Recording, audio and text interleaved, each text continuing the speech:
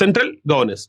Now we are entering into additional provisions. Here we are going to look into 6 different provisions. That is, first is the introduction of direct elections, extension of communal representation.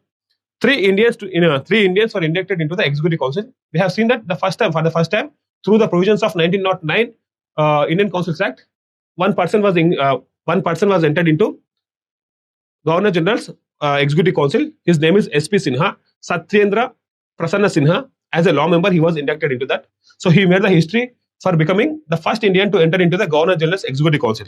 Strengthening the administrative oversight, establishment of Central Public Service Commission, provision for statutory review. So these are the 6 things. If we complete these under the additional provisions, then we will be looking into Simon Commission. So the next topic is Simon Commission 5.5. So introduction of direct elections. Right.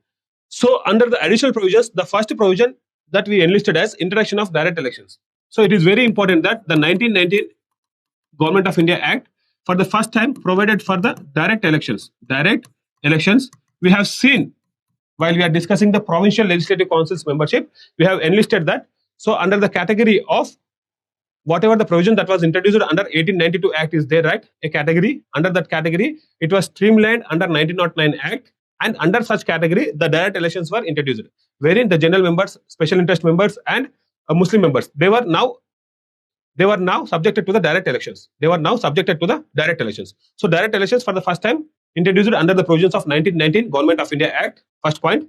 Here, the voting rights. So to participate in direct election, voting rights have to be given to the people. But here, voting rights are subjected to some criteria. What is that criteria? First one. So if a particular person is having a property above a certain limit.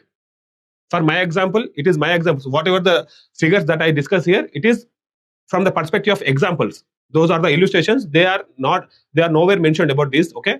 If a particular person is having, if the above limit, the certain limit, if the limit is 100 acres, those persons who are having the amount of land more than 100 acres, they will be given voting rights. So here 100 acres is my example. Don't take it seriously. Okay. So if any person is having an amount of land which is above 100 acres, then all those persons will be given voting rights. Second thing, payment of tax or land revenue. So if a particular person pays per annum a tax to the amount above a certain limit. Here is also a certain limit is there. If any person pays the tax above certain limit, all those persons will be given voting rights. For example, if you say 1,000 rupees as a certain limit of the taxation, so all those persons who are paying the taxes above 1,000 rupees are given the voting rights, right? Educational standards. Under the education standards, all those persons who completed their graduation from a recognized university, they will be entitled to voting rights. Under profession. So those persons who actually employed under the government service above a certain position. So not the lower rank people. So above a certain position, if a person is employed under the government service, all those persons will be entitled to vote in a general election. So all those persons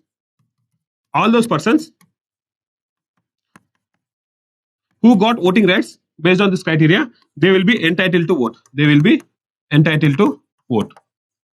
In the general election, right? So the voting rights are very restricted in nature.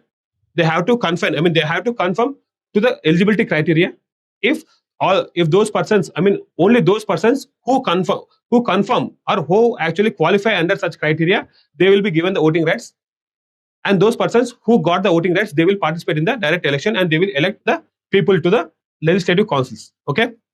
And also another important thing is, very important here, it can be a MCQ. Women are also given voting rights. Voting rights were also extended to women under the same criteria. Women were also awarded with voting rights if they qualify any of those eligibility criteria.